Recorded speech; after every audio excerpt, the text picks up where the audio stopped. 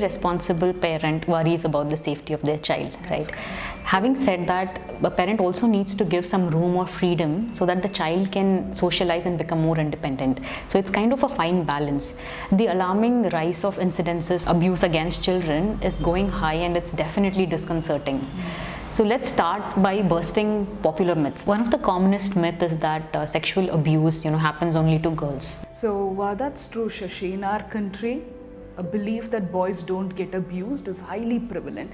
I wouldn't say it's just common among adults, parents, but sometimes even children as young as 5 or 6 years old, when we've gone to their schools to conduct programs, I've heard boys telling me how, ma'am, why teach this particular topic to us? Why don't you train only girls on the topic? So this is certainly a myth among adults and children getting socialized in this world. There's also popular belief that, abusers or the perpetrators are mostly men. What I would say is maybe statistically there are more number of men who are abusers, but that does not mean there are no abusers who are, women. I think this is an extremely polarized view, because sometimes even when we talk to children, to be careful around, let's say, strangers or any even known person, the tendency is to only carry an image of a man who is an abuser. So it's important for us to reiterate to children on how we must be careful with all in general,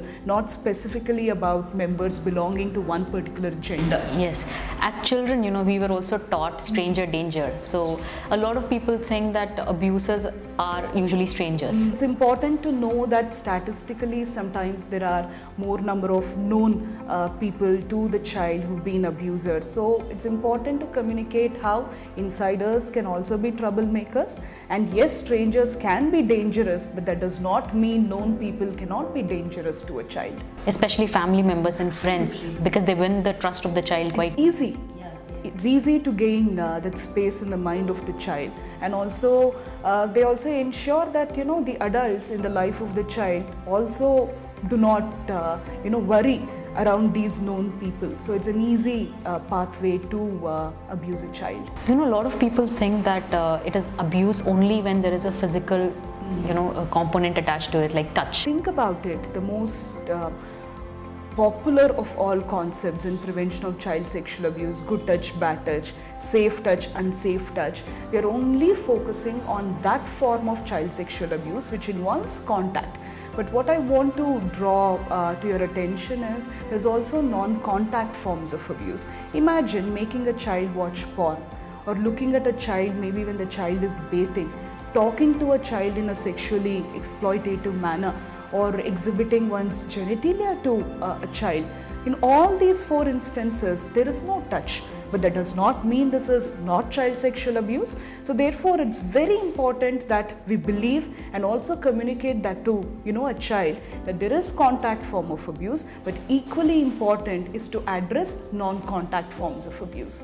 Now, when it comes to redressing an abuse incidents, a lot of parents as well as caregivers have this mentality that if they don't talk about it, or they don't address it, or brush it under the carpet, the child will not have any memory of the incidents, and thereby they're helping the child. So what do you think of that? I would say it can certainly be considered as a myth. Because think about it, if we do not talk to a child who's been sexually abused, there is no way we can even begin to understand what's happening to the child. See, many times I feel adults think there is no need to talk, not because they don't want to talk, instead they do not know how to address this particular issue. What I would strongly recommend is we need to interact with the child to know what's running in the mind of the child, and that's the only way we can also further support the child. But the other important point, Shashi, is if we do not talk to a child, sometimes a child may think that the adults are thinking it's not an issue, and that sometimes actually leads to secondary trauma. See, the primary trauma is the abuse. The secondary trauma is thinking that I require, the support and not receiving it. That can actually be traumatizing to a child at another level. So it's a myth, and we need to bust the myth and then begin to talk to a child, support the child in a manner the child wants. Yeah, because this traumatic memory will not just go away. Instead, it can have long-term implications. Not talking is certainly not a proof that the memory shall just erase or fade away. Sometimes not talking, in fact, would want the memory to persist a bit longer and also come in the way of daily functioning. Ashwini, let's talk about what is the correct age for us to start having this conversation with our children. So what I would say is, as soon as the child is in a position to understand what we are saying and the child is in a position to talk, I think we should begin to talk about this particular topic. So maybe what we need to remember is, depending on the age of the child, the manner in which we are going to address this topic may have to vary. Because sometimes for very young kids, it may have to be instructional in nature. While playing. While playing, you do this. You don't do this. Whereas as the child is beginning to, to grow, it should assume the form of a dialogue. Like say for example, maybe with very young kids, maybe using a cartoon or drawing and showing certain aspects, that might come in handy. Whereas for a child who is over, let's say 9, 10, we may have to also give hypothetical scenarios and ask, if this happens, what would you do? So therefore, what I would say is, we need to be talking to all children, irrespective of what the age is, but then we may have to choose a method which is age appropriate. Agreed. So the conversation evolves as the child grows. Yeah. So for this, typically what I say is, let's use this model called concentric circle model of learning. So the way I imagine it to be is, what happens in a concentric circle? There is a small circle and then the radius of the circle increases. So at all age we need to be talking about this, whereas the depth of the radius, that needs to keep on increasing. Yes, the amount of knowledge you're giving. Absolutely. But we need to revisit this topic at all age. Now, Ashwini, as a mother of 2 boys, I want to be aware and also I want to be well informed in terms of recognizing the warning signs if the need arises. So what would you say are some of the signs? So let's say, about the warning sign, let me, once again reiterate on how all of what I'm going to speak are all possible warning signs. Yeah. So the moment we look at this particular warning sign, it becomes extremely important not to jump to a conclusion. So instead, to ask a child, further, to explore, with a child, this is what I've observed, what's happening with you. Like say for instance, the first warning sign for a parent, or even for that matter a teacher, could be what we call selective mutism. Yeah, mute is no sound. Many times what happens is, children who are sexually abused, who are talking very comfortably, suddenly may choose not to talk about anything. So imagine, it's understandable if a child is not speaking about being abused, maybe because there is a blackmail from the abuser, but a child may decide not to talk about anything. The simple reason could be, imagine I'm your child, I first decide not to talk about being abused, but then mummy is listening to me very well when I'm talking about my school, and suddenly a fear may come in me that what if I blurt out about being abused? So then I can make a conscious decision, or it could be because of extreme unconscious fear that let me not talk at all. If I'm not talking about it, then there is no way that my parent is in a position to understand. So a child who's talking comfortably, suddenly is not talking as much as he or she used to. That's a first warning sign. Yeah. The second warning sign at times could be what I call displacement. Displacement is a phenomena where, imagine a child who is being abused sometimes is extremely angry towards the abuser. But can a child do anything to the abuser? There is an imbalance of power. So sometimes what a child can do is, all that pent up anger that the child has towards the abuser can sometimes displace it on somebody else. Who could these people be? It could be same age group, peers, or younger siblings, or sometimes even towards parents. So we've also come across instances where pets are harmed. A child who really loved the pet now suddenly is displacing a lot of anger that the child has towards the abuser onto the pet. Or it could be a favorite toy, now hitting that favorite toy. It's almost like figuring out one or the other way to dispel the rage. Displace the rage. So it certainly can be a warning sign. So as I said, we should not jump to conclusion. Instead, we need to look at this as a possible warning sign and then explore, sit, spend some time with a child and say, this is what I observed. If there is anything that's troubling you, I'm there to listen. Maybe the third warning sign could be, it's very common. Let's say a child who's sexually abused sometimes may feel that my body is dirty. It's a perception, that my body is dirty. We've come across cases where a child is seen to be spending more time cleaning one's own body parts. Yeah, I'll just speak about this one particular scenario. This is an adult speaking about an earlier experience of child sexual abuse. She told us how, as a child, she was abused and she would eat soap. She would eat soap, and she recollects, with her permission, I'm speaking, she recollects how she would feel, okay, I'm cleaning my external body, but then I feel internally not clean. And then she also speaks about how my parents saw that I was eating soap, and had they asked me, why are you eating soap? I would have told that it's because I feel I'm not clean, and then somebody known to me is abusing. But then the first thing parents do, they see that she's eating soap and they hit her, asking her, one more time you eat soap. It's a very colloquially saying, I'll throw you out of the house. So you see, this is a classic example of how the warning sign is right there. Is it so common for a child to eat soap? No. But then imagine a scenario where parents do not consider or know these as warning signs, and therefore there is no opportunity to even intervene. Yeah? So a child who is excessively cleaning oneself, that could be a warning sign. The other warning sign can also be frequent nightmares. Yeah? It's almost like suppressed anger, suppressed fear. When the child is sleeping, can take the form of a nightmare. And then may come across. So if you're repeatedly seeing that a child has been having a lot of nightmares, or bedwetting. Bedwetting would be a classic example of a regressive behavior. Progress is going forward, regress is coming backwards. So imagine a 12-year-old boy who had stopped bedwetting at the age of 5 or 6, now suddenly has begun to bedwet at the age of 12. It's a serious warning sign. So bedwetting is a classic example of regressive behavior. So sometimes children may also begin to, thumbs up once again. Yeah? Or the most common could also be a child who was comfortable being all alone in a particular place, suddenly begins to, share with the parents that I don't want to be alone. So imagine an unknown place, a child is afraid, is understandable. But in a known place, maybe it's well within their own home, the child does not want to enter, let's say, a bathroom, or does not want to enter one particular room. A parent can sometimes be angry and say, you live here, why are you afraid? And labels are also quite common.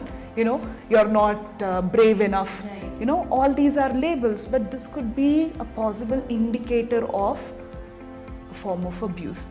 Yeah. So inexplicable fear. Inexplicable fear, either with respect to a particular place where the abuse is happening, which parents don't know, or sometimes it can also be inexplicable fear towards certain people. Maybe they are the abusers. Or the other possibility, Shashi, is also how a child may develop inexplicable fear about people who resemble the abuser. Oh, okay.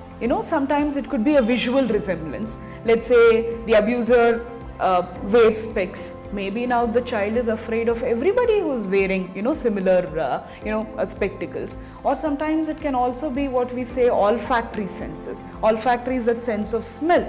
Maybe the abuser uses a particular type of perfume, and then the child comes across another individual, having the same fragrance scent around, and therefore the child is extremely afraid. One other warning sign could be, acting in a very surprised manner when a child is being asked about, has someone touched you inappropriately? Consider a scenario where this child speaks good English, and then the parent is asking, has somebody touched you, inappropriately? A child, reacting, Mommy, what does touch mean? It's almost as if the child wants to hide that particular, the topic, not talk to the parent regarding this topic. So it's extremely common among children who maybe are threatened by the abusers to keep it as a, the secret, to act in a very surprised manner when an adult is trying to check with them if abuse has happened. And the other warning sign could also be, the physical marks on the body.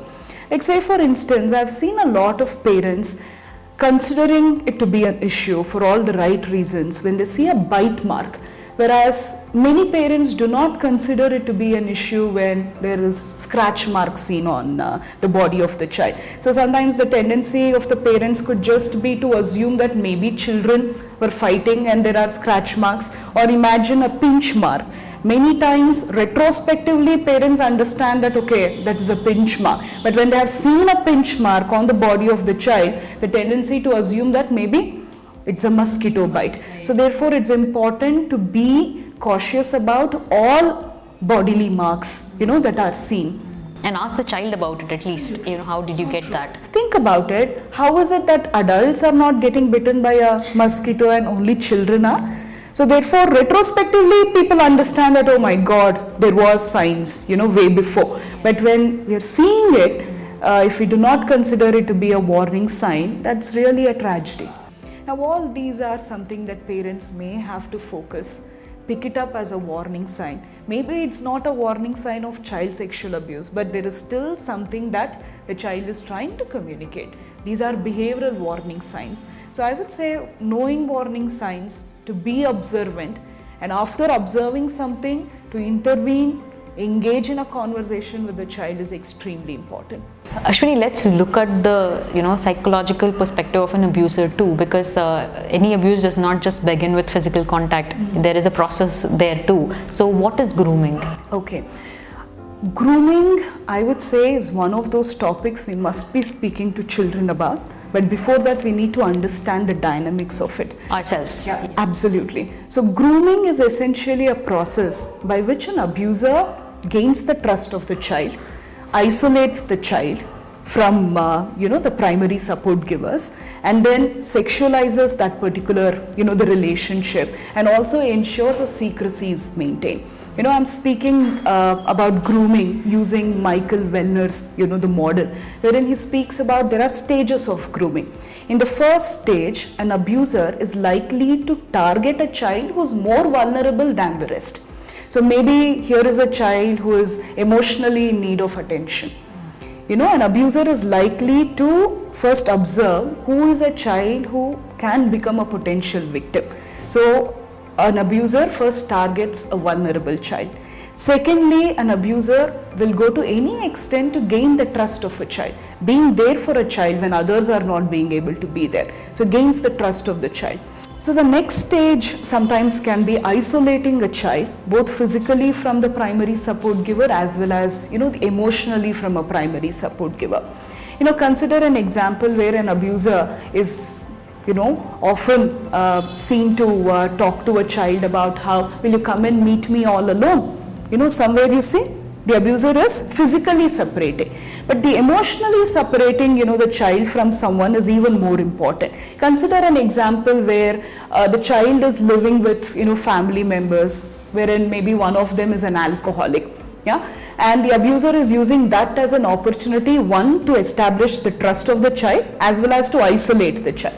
The abuser can tell things like, look, your dad drinks, on the day of your exam he came home drunk and then he troubled you, whereas I would never be the person doing that.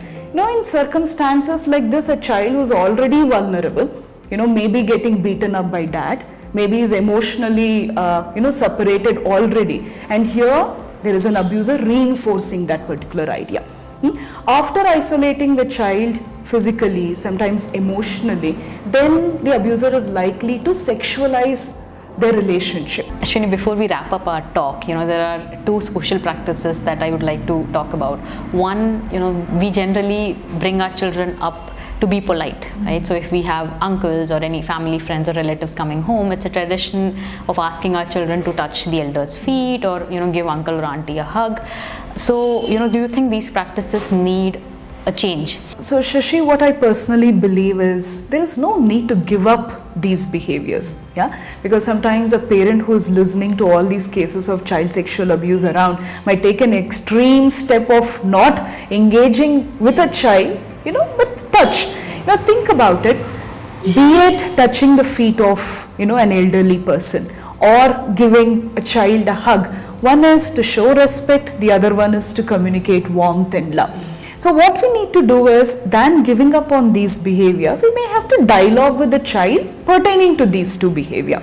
Because I've had a lot of the children and parents sometimes dialoguing in counseling sessions, speaking about how, let my mummy hug me at home, but let her not kiss me on the cheek, in front of the school. Now, a parent being mindful of how the child feels about this should not take an offense. So instead, the child is trying to say something. Can we ask the child, why do you say this? And that's one way to also build assertiveness in a child. See, you use the word politeness. See, may politeness not be mistaken for passivity or submissiveness. Sometimes I've seen parents telling, go hug someone, go touch the feet. Let the child have a say in the matter.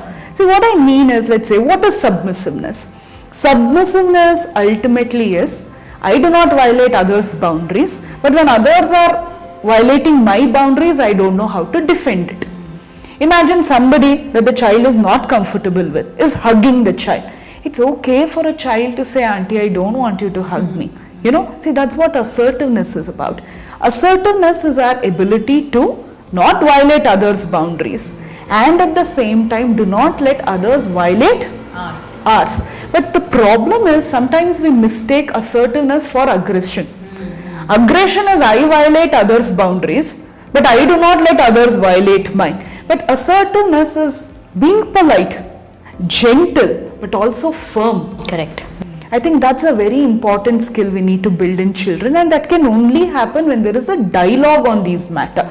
I read this quote somewhere and I think it's so beautiful for parents. It says, do not worry, your child is not listening to you. But please do worry, they're constantly observing you. Yeah. So in this context, you can tell respect, take permission, but as a parent, you're not doing that. There is no way a child is going to, emulate that particular spirit. Absolutely. Ashwini, moving on to how to help a survivor of abuse, what are the legal recourses available in our country? Okay. We have a child helpline number, 1098, and I think that's something that even children must be aware of as well as the adults. I'll just share an interesting incident to say how innocent children can be. I think this is in Dimapur in Nagaland. We had this program and towards the end we said child helpline number 1098 and all children were like 1098 descending order memorizing.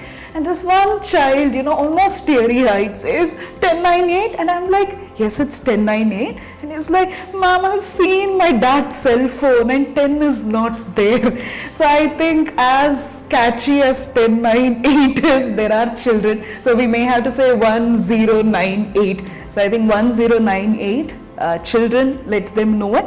In the absence of 3 trusted adults, maybe a child can call 1098 and adults also can receive, support from child helpline. And I'll emphasize on why am I asking children to speak to 3 trusted adults.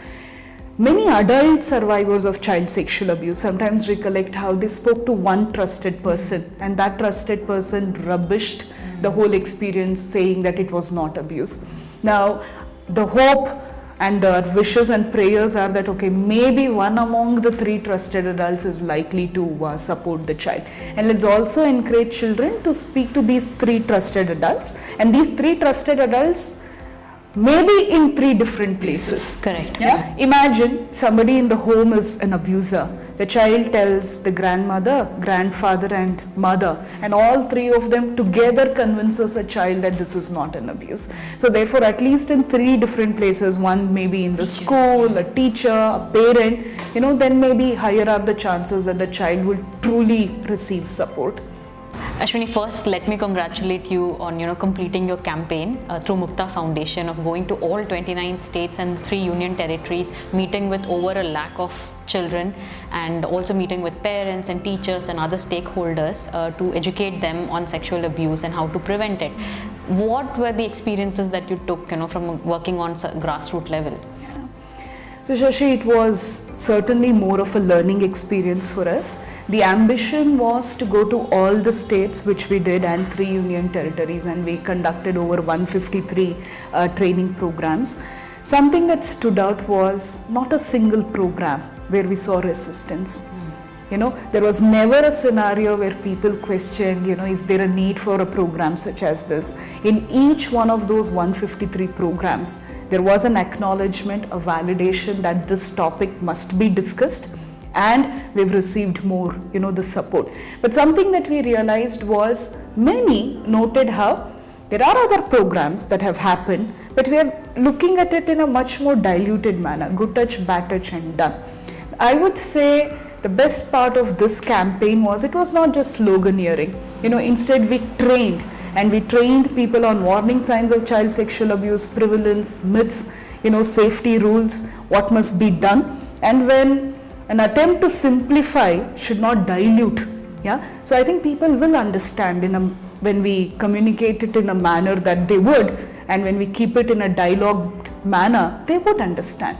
So it was a phenomenal learning experience. So we worked in capitals. Now in the next level of campaign, we would also intend to go to tier 2 cities and villages, the rural areas. Language was a concern, but now we've built communities of people who are willing to take this the cause up, and through their help in each states, we also wish to go to remote areas, to places where the issue is not even being spoken about.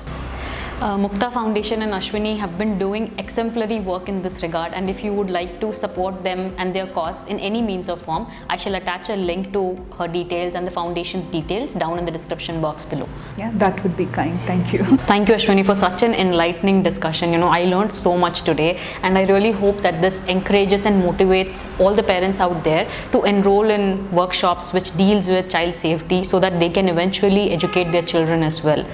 Yeah, thanks Shashi for choosing this topic, and I'm sure all the listeners of this particular the program would also understand the need to make child safety a national priority. Thank you so much. Thank you.